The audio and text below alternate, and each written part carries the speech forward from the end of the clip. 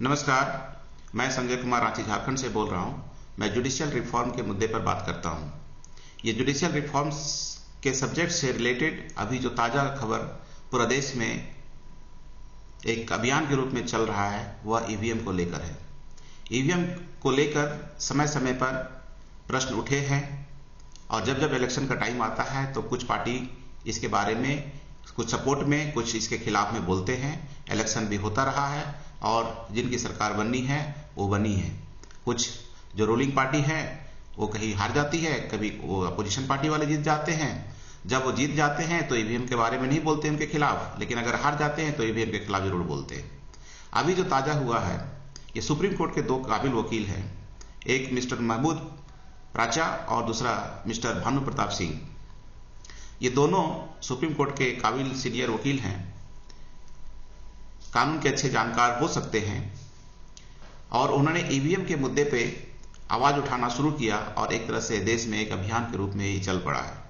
कहां तक जाएगा अभी कहना मुश्किल है, लेकिन मेरा सवाल यह है कि जो ये दो वकील साहब जितनी उमंग और जोश और एनर्जी के साथ ईवीएम के विषय पर आवाज उठा रहे हैं, और वो भी जस्ट अभी लोकसभा इलेक्शन के 2-3 महीना पहले,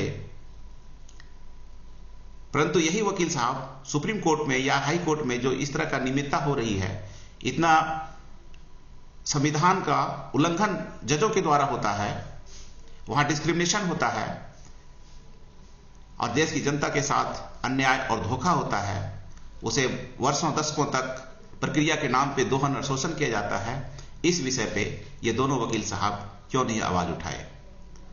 इनकी नैतिकता पर प्रश्न चिन्ह मैं उठाता हूं कि अगर आप नैतिक हैं तो जो सबसे पहले जरूरी था, जिसके बारे में आपको जानकारी है, उसके विषय में आपने इतने दिन तक क्यों नहीं आवाज उठाया?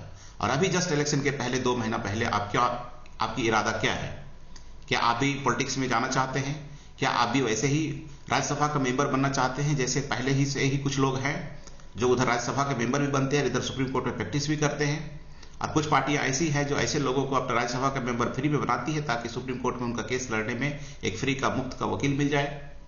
ये गिव एंड टेक का सिद्धांत से आप लोग काम करते हैं और दोनों के बीच में जनता पिसा जाती है, जनता की पिसाई होती है, जनता की दुहाई होती है, जनता का दोहन और शोषण होता है। ये दोनों वकील साहब से मैं प्रश्न पूछना चाहता हूं कि इतने दिन तक आपने ईवीएम का मुद्दा इस तरह से क्यों नहीं उठाया, और इतने दिन तक आप सुप्रीम कोर्ट में प्रैक्टिस किए। क्या आप इतने अंधे हैं कि आपको सुप्रीम कोर्ट में या हाई कोर्ट में किस तरह का निमित्ता होता है, किस तरह से सांठगांठ होता है, किस तरह से पक्षपात होता है, किस तरह से भेदभाव होता है, क्या आपको दिखाई नहीं पड़ा था? क्या आप अंधे हैं या आप बेईमान हैं या आप स्वार्थ हैं, या आप पॉलिटिक्स में अपना जगह बनाने के लिए ये अभियान चला रहे हैं और बहुत सारे नादान, एक तरह से कहें कि बेवकूफ लोगों को आप भड़का रहे हैं? अगर वाकई आप सही हैं तो जहां आप काम करते हैं पहले वहां के बारे में आपको मुद्दा उठाना चाहिए। वो करने की आपको हिम्मत नहीं है क्योंकि वहां आप वकीलों के साथ में, आप सांठ-गांठ में रहे, जजों के साथ में आप अच्छी रिश्ता बना के रखेंगे ताकि वहां से कमाई होते रहे, चाहे वो कितना भी गलत है, लेकिन फिर भी आप उसके साथ खड़े रहेंगे। वहां पे आप उनके खिलाफ बोलने की हिम्मत नहीं होगा, आपको कंटेम्प्ट का डर होगा और एक तरह से देश की जनता को आप लोग तथाकथित विद्वान लोग बेवकूफ समझते हैं, लेकिन ऐसा भी हो सकता है, वो आने वाला समय आएगा जब ऐसे विद्वानों के खिलाफ भी आवाज इसी तरह से अभियान चलेगा।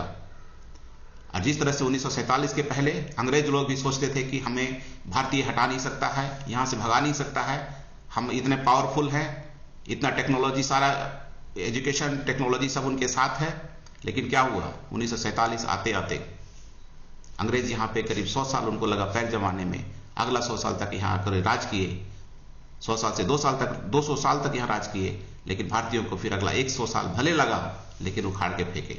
उसी तरह से देश की जनता जब जाग जाती है तो तख्ता पलट भी हो जाता है, और ये न्यायालय और न्यायाधीश और उनके साथ जो चमचे चापलूस लोग हैं वो अगर नहीं सुधरे, वो अगर समय के साथ अपने आप को नहीं बदले, देश की जनता की आकांक्षाओं की पर खरे नहीं उतरे, तो वो समय दूर नहीं है जो जिस तरह का अभियान अभी आप चला रहे हैं, कल ऐसा ही अभियान आप लोगों के खिलाफ चलेगा। देश की जनता आप बेवकूफ समझते हैं, लेकिन उतना बेवकूफ नहीं है। आप जो कर रहे हैं, मैं उस पर नहीं कहना चाहूंगा कि आप सही कर रहे हैं कि गलत कर रहे हैं, लेकिन मैं ये जरूर कहूंगा कि आप बेईमानी कर रहे हैं। आपने इतना दिन तक सुप्रीम कोर्ट में प्रैक्टिस की, आपको सब कुछ मालूम है कि वहां कितनी गड़बड़ी है, कितनी खामियां हैं, कितना भेदभाव है, कितना पक्षपात है। आपने उसके खिलाफ कभी आवाज नहीं उठाया। अभी जस्ट इलेक्शन के पहले 2-3 महीना पहले आप अपना आवाज उठा के अपना फोटो चमकाना चाहते हैं और राज्यसभा जाने का अपने जुगाड़ करना चाहते हैं। यदि नहीं, ऐसा नहीं है, तो आप इस मेरे सवालों का जवाब दीजिए।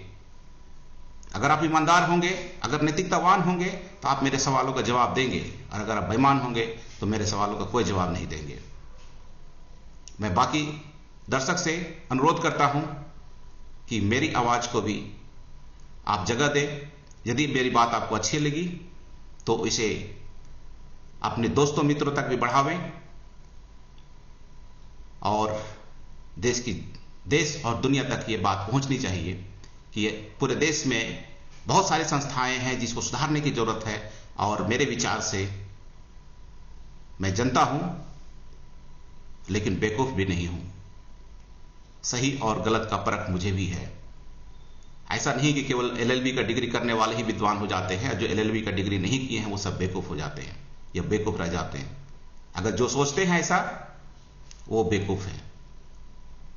इसलिए मेरी जनता से अपील है कि मेरी आवाज को भी आप आगे बढ़ावें, ज्यादा से ज्यादा वीडियो को शेयर करें, और यह संदेश उन लोगों तक भी पहुंचना चाहिए जो देश की जनता को बेवकूफ समझ के अपना रोटी सेकने का कोशिश करते हैं। Thank you.